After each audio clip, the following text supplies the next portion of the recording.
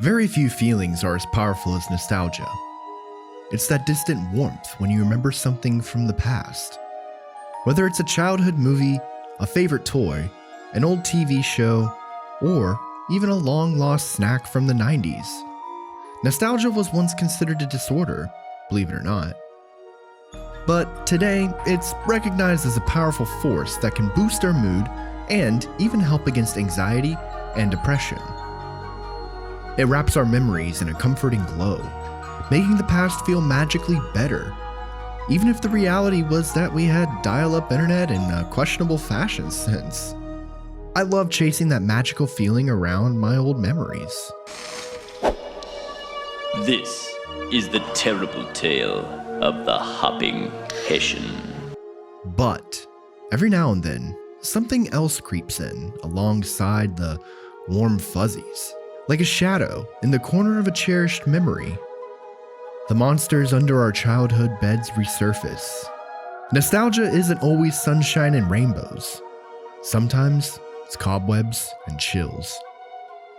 It's as if these spooky scenes that scared us as kids hide in our memory and then jump out when we least expect it, haunting us with nostalgia. Hi, nice to meet you. I'm Tim, and I'm going to be taking you along on a journey as I discuss things that have been haunting me lately, whether it's a movie, a TV show, or maybe some kind of snack from the 90s. Either way, if I'm haunted by some kind of spiritual force that's cursed me to relive all these supernatural nostalgic memories, then I'm going to take you along with me, because the best way to get rid of a curse is to pass it on to somebody else. Kind of like a spiritual STD. Jesus Christ. Today, we're checking into a particular memory that is both beautiful and a little spooky. The movie that first reared its beautifully ugly face and made me come to terms with these nostalgic chills. Disney's Tower of Terror from 1997. This is a film based on the famous Disney Parks ride of the same name, and it's a movie that doesn't get talked about much. There's shockingly little discussion of it on YouTube. That's exactly why we're here. I wanted this to be the deep dive review that fans and people who are merely curious can turn to when they want to hear all about this movie. Now, fun fact, my memory of Tower of Terror was very vague before I started this project. I know I saw it at a young age, young enough that I hardly remembered my first watch at all. In fact, the first Disney Channel original movie I clearly recall watching as a kid was Don't Look Under the Bed from 1999. Any knowledge about Mr. Kepler's car being vandalized? No! Don't forget the gelatin in the swimming pool. No! What if you knew what was really behind it? It was the boogeyman! It had all those incredible promotions about the zany boogeyman, and as an avid Halloween fan, I heard boogeyman and immediately jumped all over that. But Tower of Terror predates that, and even though it wasn't technically a DCOM, it aired on ABC's Wonderful World of Disney in 1997. It absolutely counts as one of those childhood horror movies that stuck in my subconscious. This movie, alongside things like Under Wraps from 97 and Are You Afraid of the Dark, gave us 90 kids this safe dose of scares. In fact, next to Under Wraps, Tower of Terror feels like one of the darker Disney spooky movies of the 90s. It had ghosts, an abandoned hotel, and a surprisingly intense backstory for a family film. No wonder it lingered in my mind all this time. I recently sat down to revisit Tower of Terror as an adult. The question is, does it hold up? Is it as spooky and fun as I remember? Or is it one of those things that's better left in the vault? Well, get ready, because I'll be analyzing this movie more than anyone probably should. We'll talk about the movie's plot, the ridiculous and charming bits, and all the behind-the-scenes trivia you could possibly want. We'll also shed some light, or maybe a flickering haunted light, on the Disney ride that inspired it, and see how the film left its mark, if it did at all, on the Disney history. So buckle up, or should I say strap in, because we're going to be riding the Tower of Terror's elevator up and down Nostalgia Lane. And see why this film has me, and maybe soon you, haunted by nostalgia. Next stop, the Tip Top Club. Going up. Our story begins not in 1939, we're gonna get to that, but in the 1990s with our protagonist, a down-on-his-luck journalist named Buzzy Crocker. Yeah, Buzzy Crocker. It's a name that basically screams cartoon reporter, but in live action. Buzzy is played by Steve Guttenberg, who 80s comedy fans know from The Police Academy, and he's introduced as a once serious reporter who got fired from a big Los Angeles newspaper for publishing a fake news story. Whoopsies. Now he's resorted to writing sensational tabloid articles for a rag called the National Inquisitor. If you're imagining him as kind of this kooky Mulder and Scully meets Weekly World News type, you're really not that far off. Helping him with his goofy ghost-chasing journalism is his young niece Anna, played by a very young Kirsten Dunst. Anna is smart, spunky, and probably the more responsible of the pair, despite being maybe 12 or 13. Kirsten Dunst, as many of you probably recognize her, would later go on to be Mary Jane Watson in Spider-Man. And here, well, you can already see she has that charisma that's going to make her a big star one day. Buzzy and Anna have a charming uncle-niece dynamic. You can tell they're close. She hangs out in his cluttered apartment helping him concoct wild tabloid stories. It's all very Scooby-Doo if you ask me. One day, into this quirky setup comes an elderly woman named Abigail Gregory. Abigail looks like your standard sweet old lady, but of course, she's here to deliver a ghost story. She tells Buzzy that she has real information about a famous unexplained event, the mysterious disappearance of 5 people at the Hollywood Tower Hotel back on Halloween night in 1939. If that date and hotel name ring a bell, it's because this ties directly into the Tower of Terror's ride's backstory, and the movie is about to dramatize the legend. Abigail's tale goes something like this. On October 31st, 1939, a fancy hotel in Hollywood hosted a big Halloween night soiree at its rooftop Tip Top Club. 5 guests stepped into the elevator to attend the party. Among them, a glamorous singer named Carolyn Cresson and her actor boyfriend Gilbert London, a beloved child star named Shirley Temple, Sally Shine, Sally's nanny Emmeline Partridge, and a young bellhop named Dewey Todd, who was escorting them on the elevator. As the elevator ascended, bam! A lightning bolt struck the building and that elevator vanished with everyone inside. Poof! Gone without a trace. Ever since, the hotel has been shuttered, and rumors swirl that those 5 people became ghosts haunting the building, stuck in some kind of supernatural limbo. Now, Abigail doesn't just recount the well-known story, she adds a juicy detail. According to her, it wasn't just a freak lightning accident, it was actually a curse gone wrong. She claims that the nanny, Emmeline, was actually a bitter witch who intended to put a curse on the little girl Sally out of jealousy. But the spell misfired thanks to the lightning and ended up trapping all 5 people in the elevator as ghosts. Basically, witchcraft plus electricity equals ghost entrapment. Think of it as Hocus Pocus meets the Twilight Zone. Abigail says she witnessed the whole bizarre event back in '39, and she's here in the present day because she wants Buzzy's help to lift the curse and free the ghosts. At this point, any sane person might show Abigail the door, but Buzzy's a tabloid reporter who needs a scoop, and if a little old lady says she's got a haunted hotel story, well, he's all ears. For Buzzy, this sounds like the ultimate ticket back to journalistic respectability, or at least a really cool front page of the Inquisitor. He's skeptical but intrigued. After all, if he can crack the mystery of the Hollywood Tower Hotel, it'd be the story of the year. Anna, the niece, is totally on board because, let's face it, what kid wouldn't want to go ghost hunting in an abandoned hotel? Abigail lays out some conditions for breaking the curse. They'll need to find personal items belonging to those 5 lost guests and essentially reenact the events of that fateful night in 1939. It's very ritualistic. Gather the items, fix the broken elevator, get the ghosts to ride it on Halloween with the items, and voila, curse reversed. Simple, right? Sure, what could possibly go wrong? To get access to the hotel, Buzzy enlists the help of the sole caretaker of the dilapidated building, Chris Q. Todd. Q is the grandson of that bellhop Dewey Todd who disappeared on the elevator. Now there's a coincidence that probably should raise some eyebrows. Yes, the bellhop's grandson is conveniently hanging around as the handyman of the haunted hotel. Q is initially very reluctant to let these weirdos in and start stirring up the proverbial ghost's hornet nest.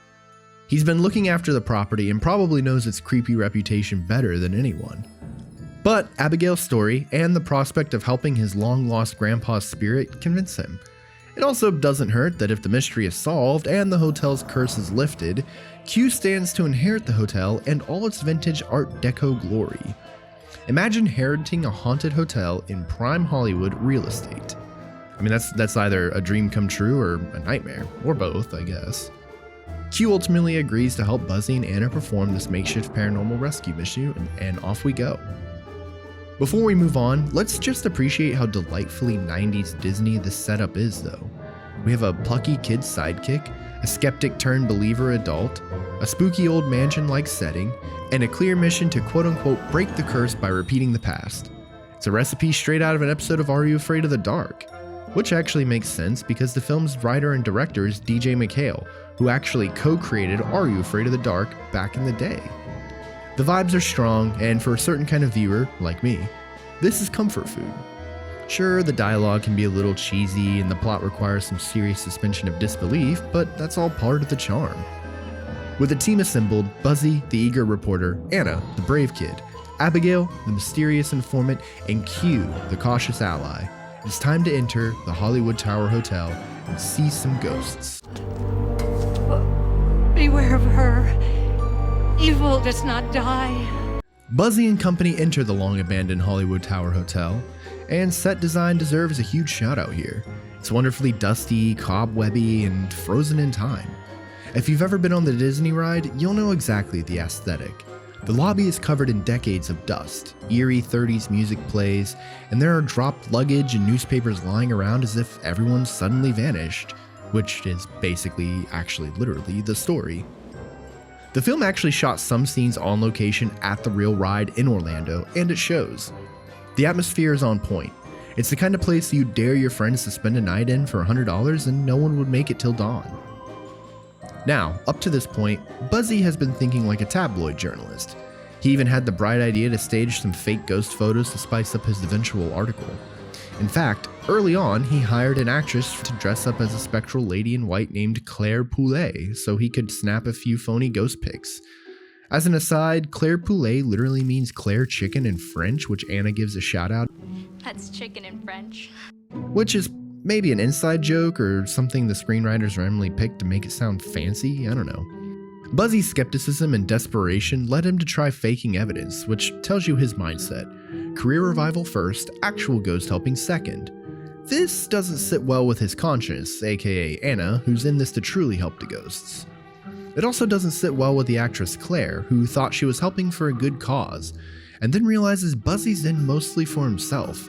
Keep an eye on Claire though, her role in this story isn't over in the way you might expect. Also, just quickly wanted to point out how creepy Buzzy is almost immediately to Claire. Like the way he just kind of skeeves around her and fawns after her is just a bit cringy. Like, you hired her to do a job, man, and you're here seeming like you want to ask her if she wants to make some extra cash. I don't know, maybe my adult brain has just been rotted from all the social media and years of Coca-Cola.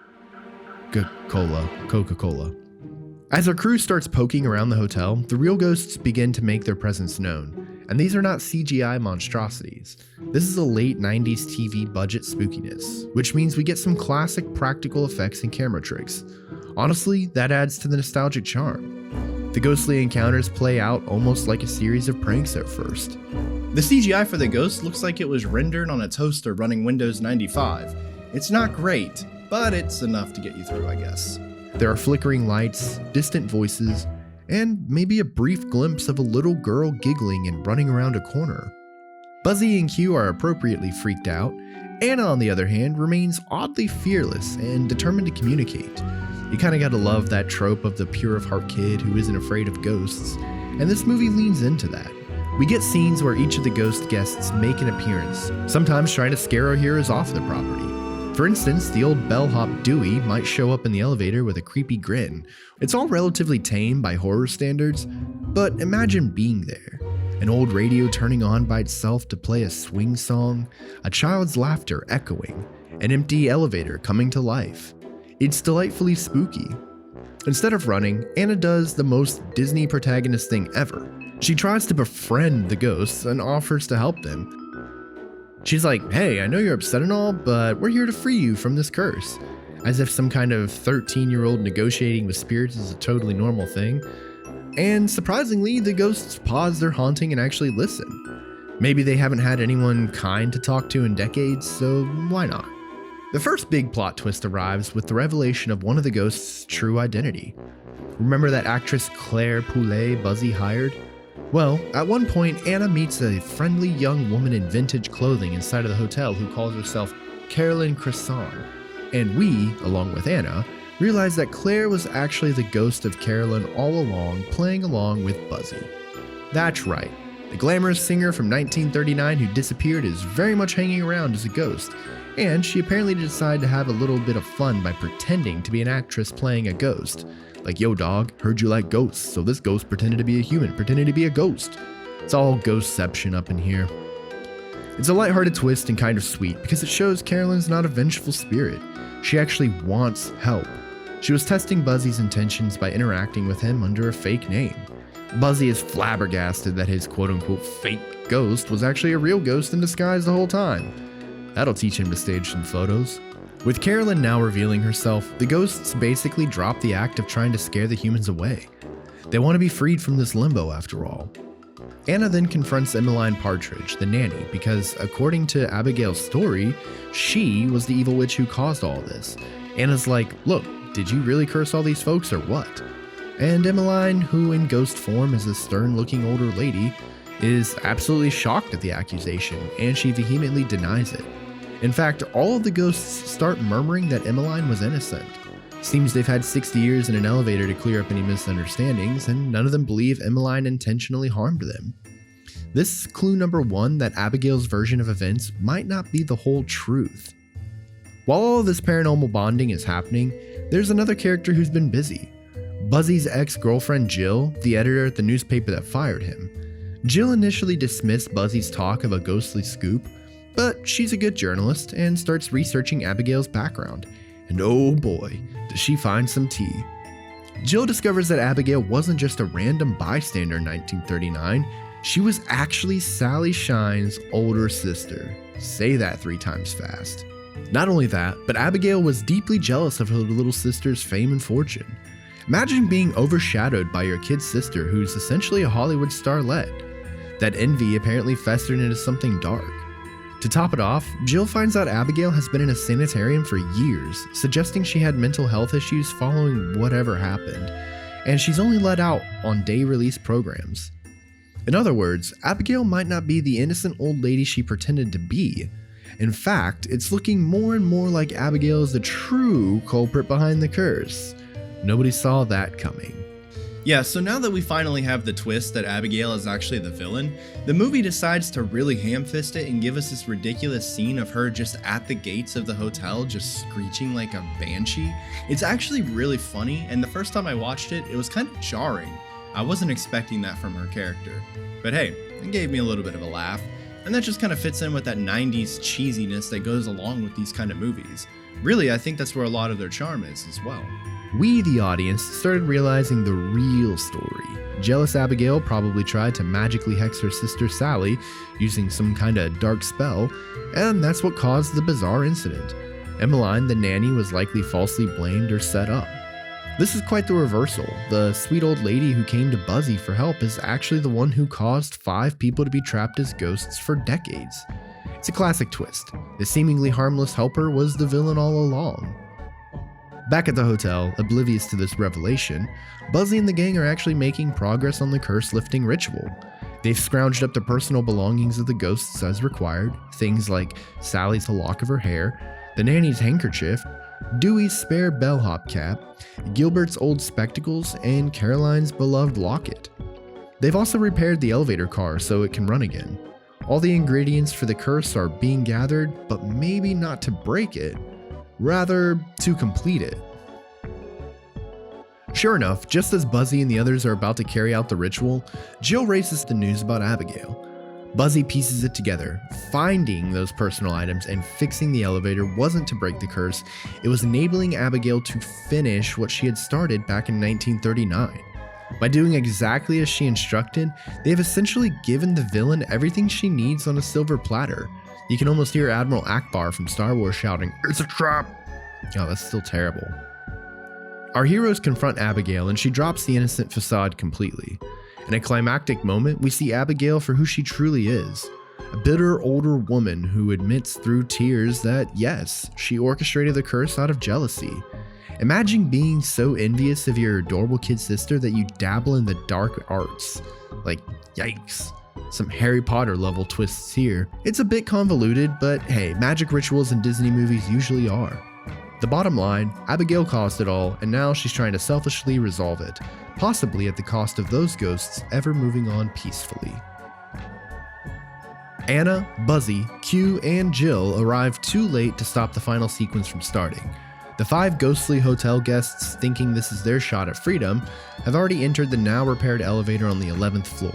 Even young Anna gets in the elevator at the last second to try and help them. So now, our living, breathing kid hero is stuck in there with 5 ghosts and about to reenact a 1939 disaster. Only Sally Shine, the little girl ghost, stays out of the elevator at the last moment. The elevator doors clang shut, and the ride begins. What follows is actually a pretty intense climax for a Disney TV movie. The elevator with Anna and the ghosts starts going up, just like in 1939. And then, right on cue, at 8:05 p.m., another bolt of lightning strikes the building. The power flashes, the elevator car jerks, and it's deja vu. The lift cable snaps and the elevator is sent into a freefall, plummeting towards the basement. Simultaneously, Buzzy, Jill, Abigail, Q, and Sally are in another elevator, trying to catch up, and that one also gets hit by the cursed lightning. So, 2 elevators are now in danger of crashing down, one with Anna and the adult ghosts, and the other with our remaining characters. It's chaos, sparks are flying, cables snapping, everyone holding on for dear life. For a moment, you think, wow, is Disney about to show a little girl and a bunch of people go splat at the bottom of an elevator shaft? No, it's not that dark. It's dark, not that dark. They just want to scare the kids, not, torture them. In the middle of this plunging pandemonium, something truly heartwarming happens. Sally's ghost and Abigail finally come face to face. Sally now understands the truth of what happened. The party that night, long ago, was actually meant to be a surprise birthday party for Abigail. That's right, everybody had remembered Abigail's birthday and was trying to do something nice. But because it was a secret surprise, as most of them usually are, Abigail thought no one cared and let her jealousy boil over. Talk about an ironic tragedy. When Sally tearfully explains this, it utterly crushes Abigail. All those years of resentment were based on a misunderstanding. In a touching moment, Sally produces the gift she never got to give her sister, a golden friendship bracelet with their names on it. She kept this gift through all of her ghostly existence, waiting to give it to Abby. If you have a heart, this is where you feel a little tug. 2 sisters, divided by envy and a supernatural accident, finally confronting their feelings. Abigail is overwhelmed with regret. She realizes her mistake and breaks down crying, apologizing. Sally and Abigail hold hands, one a radiant young girl and the other an aged woman who lost her childhood to bitterness. And by the power of sisterly love and a little bit of Disney magic dust, the curse is broken. A golden light envelops them, which spreads to the entire hotel. The plummeting elevator stops suddenly just a split second before crashing into the basement. The doors open and everyone is alive, or at least still intact for the ghosts. And okay, in fact, more than okay. As they all gather in the lobby, they notice the once decaying hotel has been restored to its former glory around them. The lights are on, everything is clean and sparkling as if it's 1939 again, and the party is back on. Cue the triumphant old-timey big band music. Buzzy, Anna, Jill, and Q watch in amazement as Carolyn, Gilbert, Dewey, Emmeline, and Sally, our 5 ghostly guests, step out of the elevator looking alive and happy. They've been freed from the curse, and the Tip Top Club party has magically resumed upstairs, waiting for them. In a sweet epilogue of sorts, the ghosts finally get to attend that Halloween party they never made it to. We see Carolyn Cresson, the singer, perform on stage because, hey, ghost or not, the show's gotta go on. And after her song, Gilbert, the actor, romantically proposes to her. Something that presumably was supposed to happen that night and got interrupted by, the supernatural curse lightning. The ghosts of the other partygoers, whom hadn't seen until now, also reappear, dancing and celebrating. It's like the entire hotel is having one big farewell bash. One by one, the ghosts then ascend to the afterlife in a shimmering cascade of golden sparkles. This is pure Disney imagery right here. Think Casper or Coco or basically any friendly ghost movie. Unresolved business is finished, so it's time to float toward the light. Carolyn and the gang wave goodbye and fade out, presumably at peace. Lastly, Sally and Abigail appear, now both as little girls together. It seems that in breaking the curse, Abigail sort of regressed to her youthful spirit form. They thank Buzzy's group for helping, and thank each other for finding closure. The two sisters hold hands and vanish into sparkles, departing this world as friends. It's actually a genuinely touching conclusion to what started as kind of a campy ghost caper. I won't lie, as a kid I probably got a lump in my throat at this point, and on rewatch it still has that bittersweet emotional payoff. With the curse lifted, the Hollywood Tower Hotel transforms from creepy ruin to a beautiful vintage hotel once more. In the final scenes, we jump forward a bit to see that Q has reopened the hotel to the public, fulfilling his inheritance. Honestly, I can't even think about the logistics about that. What do you tell people? Just don't ask about what happened here, and how do you get past all those years of improper maintenance? I don't know. The important thing is, Q is now running a thriving hotel, living his best life. Buzzy, presumably, got the story of a lifetime out of this. I mean, proof of ghosts, a 60-year-old mystery solved, a family reunited in the afterlife. That's gotta earn him some journalistic redemption, right? Our heroes drive off in the sunset, or maybe elevator off into the twilight? I don't know. The Hollywood Tower Hotel sign gleams once again, no longer a beacon of tragedy, but of second chances. And as the camera pulls back, we might hear one last echo of Rod Serling-esque narration or spooky music as a nod to the ride's Twilight Zone inspiration. That's the story of the Tower of Terror in all its glory. Part mystery, part comedy, part heartfelt family drama, all wrapped in a layer of spooky nostalgia. It's a quirky movie, and revisiting it now, I found myself laughing at the cheesier bits. Some of the ghost effects and one-liners are very 1997, trust me. But also genuinely appreciating the ambitious blend of elements. Where else are you going to get a Depression-era ghost love story and a child-friendly horror comedy and a theme park ride adaptation all in one? Disney really went with something unique here. Now that we've survived the night in the tower, let's step back into the present and talk about the film's legacy and dive into the rich trivia and background that make Tower of Terror even more interesting when you peek behind the curtain. The Twilight Zone Tower of Terror attraction at Walt Disney World's Hollywood Studios looms at 199 feet tall, an iconic monument to Disney's blend of thrills and thematic storytelling. Despite being a made-for-TV movie that many people missed on its initial '97 airing, Tower of Terror has achieved a bit of a cult status among Disney aficionados and 90 kids who remember it. And it stands out for a couple of reasons. First of all, it was the very first Disney film based on a theme park attraction. That's right, 6 years before Pirates of the Caribbean became a blockbuster franchise, and before Eddie Murphy talked to any ghosts in any kind of haunted mansion. Disney quietly had put out the Tower of Terror. It aired on October 26, 1997 as part of The Wonderful World of Disney on ABC, just in time for Halloween. Being made for TV, it didn't have a big theatrical splash or marketing blitz. Many people only discovered it later through Disney Channel reruns or VHS and DVD. In some ways, it's an overlooked pioneer. It showed Disney that their park rides had storytelling potential. Fun fact, it remains the only Disney theme park movie that was made for television. All the others after were theatrical releases. Surprisingly, as of today, it's a bit hard to find this movie through official channels. Disney hasn't put Tower of Terror on Disney Plus or any streaming service, and it's not airing on TV either. By 2024, it was essentially locked in the Disney Vault, much to the chagrin of fans wanting to nostalgia rewatch. You might have to hunt down an old DVD or catch an upload on the internet. I see you dedicated YouTube uploaders. This semi-availability has actually added to its cult mystique. It's like one of those legends you heard about, and if you were lucky, you caught it, but otherwise, you have to go on a quest to find it. Now let's talk about how the movie ties back to the Disney Parks ride, because that's a huge part of its legacy. The ride, the Twilight Zone Tower of Terror, opened in July of 1994 at Walt Disney World's Disney MGM Studios, now Hollywood Studios. It was an instant classic, a thrilling drop tower dark ride with an ingenious haunting hotel theme. Not only was it a technological marvel, it's a free fall created by actually pulling the elevator down faster than gravity, thanks to motors designed with the help of Otis Elevator Company, but it also nailed the storytelling and atmosphere. The ride's story is essentially what the movie's initial backstory is. In 1939, on Halloween, 5 people in the Hollywood Tower Hotel elevator get struck by lightning and vanish into the Twilight Zone. The ride queue and pre-show even include a mock episode of the Twilight Zone complete with Rod Serling, voiced by an impersonator using Serling's original footage, inviting you to journey to the 5th dimension.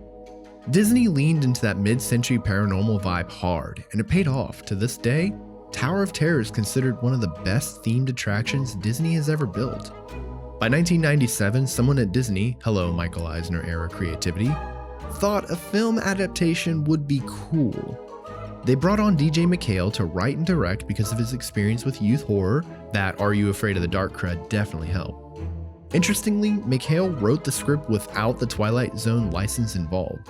They basically stripped the Rod Serling stuff and focused on creating an original ghost story set around the ride's premise. The executive producer, George Zaloom, described it as taking the ride's freefall elevator and Hollywood 1930s milieu and spinning a new scenario from that. So if you're wondering why the movie never mentions the Twilight Zone explicitly or uses the famous theme music, it's actually intentional. They made it as a standalone tale that could exist in the Twilight Zone universe, but they don't need to name drop it. They even did some filming on location at the actual Tower of Terror attraction in Florida for authenticity. Exterior shots of the hotel in the film are the real deal. That looming, spooky Art Deco building you see is the one you can visit at Disney's Hollywood Studios. Interiors were a mix of on-site footage like that iconic lobby with the creepy vines and dusty furniture, and sound stages built in Los Angeles. Logistically, they couldn't film everything in Florida. Apparently it was more practical to recreate parts of the hotel on a Hollywood stage and only use the Orlando park for the grand exteriors and maybe a few lobby and hallway scenes. For Disney Parks fans, Tower of Terror, the ride, has a ton of cool trivia and legacy points, some of which make their way indirectly into the film's DNA. As mentioned earlier, the building stands at 199 feet tall, and that's not random. At 200 feet, Florida buildings are required to have, by law, a red blinking aircraft warning light on top, which would ruin the hotel's 1939 look. So the Imagineers built it just shy of that, making it the second tallest attraction at Walt Disney World. Expedition Everest beats it by a mere half foot. Talk about the attention to detail. The architecture and color of the tower in Florida were carefully chosen so that the building would blend in with the skyline of the Morocco Pavilion in the neighboring Epcot Park, which is visible in the distance. They didn't want this giant spooky tower to stick out in a sightline where it didn't belong, so they matched the pinkish hues. You can actually see the tower from Epcot, and it fits right in with the Moroccan theming. Disney really does think of everything. The ride's backstory characters like Sally Shine and Carolyn Croissant and etc. were largely created for the ride's atmosphere. You see their names in a directory or the ghostly images in the pre-show video. The movie took these fragmentary characters and fleshed them out. For example, Sally Shine is obviously inspired by Shirley Temple. Interestingly, in the movie, they made her older sister the antagonist. On the ride, there's no such detail. Just they vanished, spooky stuff ensues. The movie basically did some fanfiction on the ride's hint of a story. As a neat crossover trivia, DJ McHale, after making Tower of Terror, went on to write a series of young adult novels, the Pendragon series. In one of these books, he actually references the Hollywood Tower Hotel incident and even includes the character Dewey Todd, the bellhop who went missing, in an alternate universe kind of way. It's like he created his own mini McHale-verse. So if you ever read the Pendragon Adventure series, keep an eye out for those Tower of Terror Easter eggs. The Twilight Zone Tower of Terror ride was so popular that Disney cloned it with a couple changes into other parks. A version opened in Disney's California Adventure in 2004, another in Tokyo Disney Sea in 2006. That one stripped out the whole Twilight Zone and gave it a totally unique story about a cursed idol and a greedy explorer. Highly recommend reading about Hotel Hightower if you're curious. And another opened in Paris in 2007. The California and Paris versions were near identical to the Floridas, except lacking one scene. Tokyo's was a complete retheme. The movie, however, didn't get any sequels and spin-offs at the time, so it remained a one-off, until recently, which we're gonna get to in a minute. Since the film is closely tied to the ride's lore, fans often debate its canon status. Is the movie's explanation of Abigail's curse the real story of the hotel, or is it just a fun what-if? Disney has never officially integrated Abigail into the ride narrative, so the ride still sticks with the more open-ended Twilight Zone-y explanation, but it's fun to imagine that the events of the film could be one possible fate of those ghostly guests. Now, how was the reception back in '97? As a TV movie, it didn't get widespread critical review, but the ones it did get were modestly positive. For instance, one reviewer from the Olympian called it a fairly interesting tale, and praised McHale's direction as beautiful.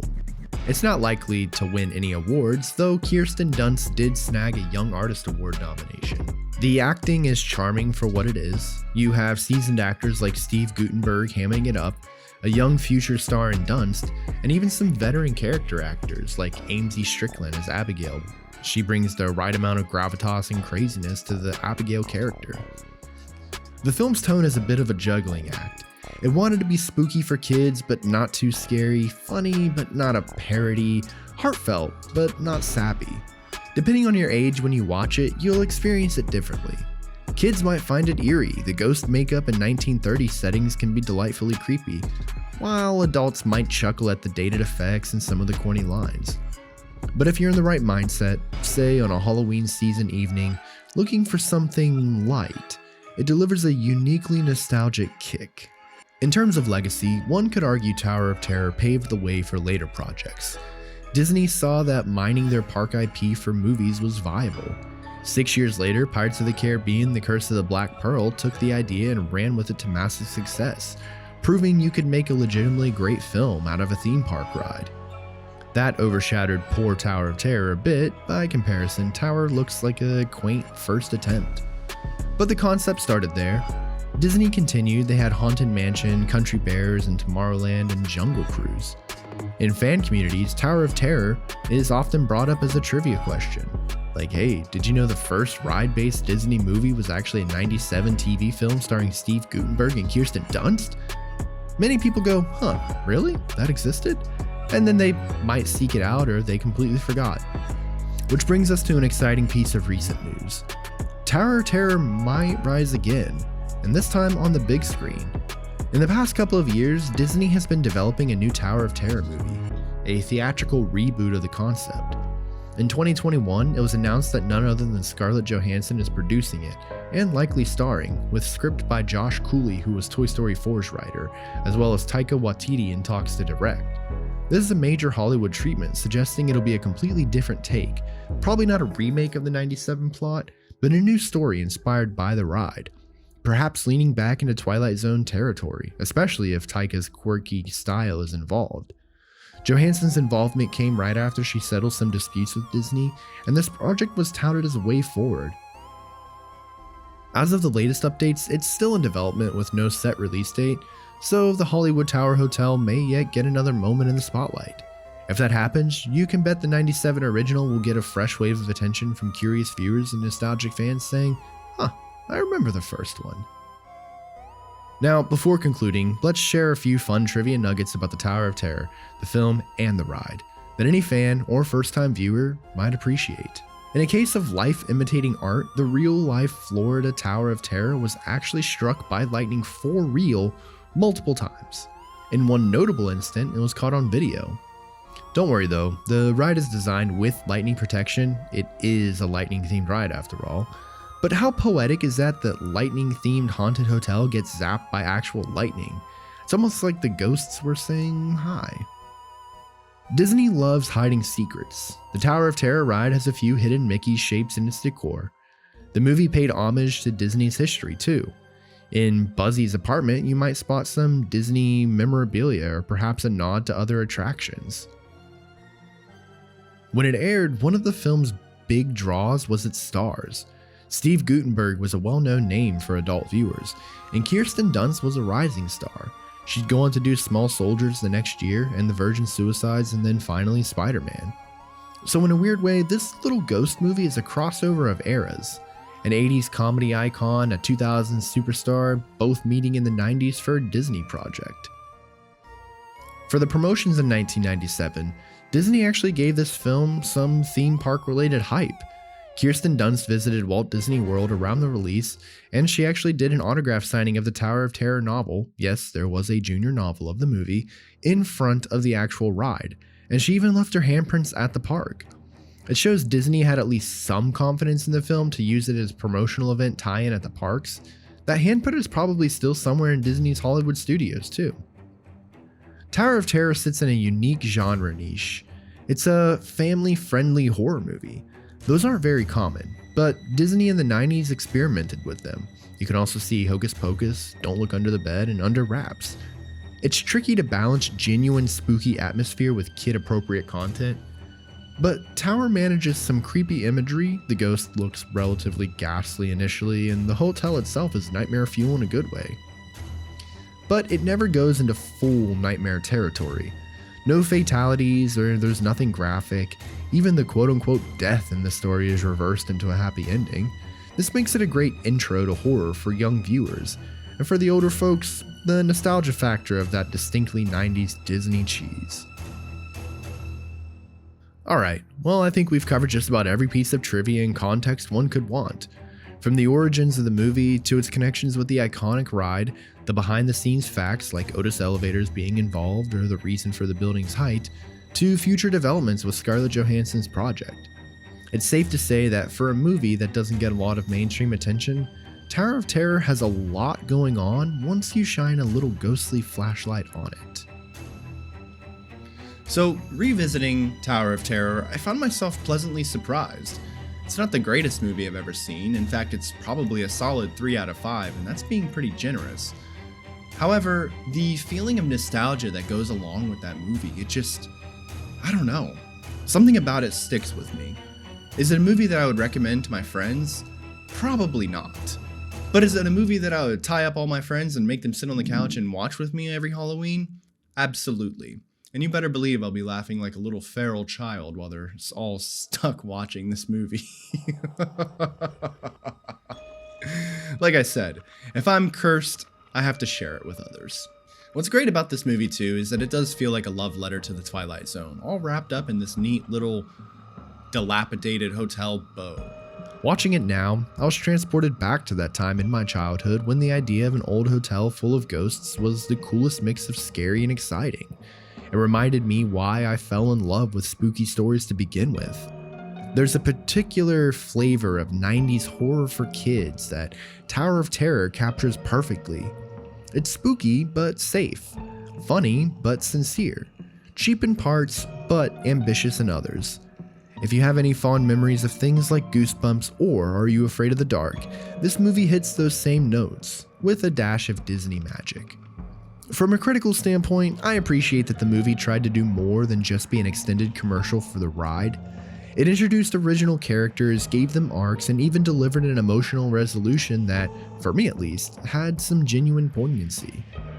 The idea that nostalgia itself, or the longing of Abigail for a forgotten birthday, or the longing of ghosts to relive a moment, is both the source of horror and the key to salvation in the story is kind of beautiful.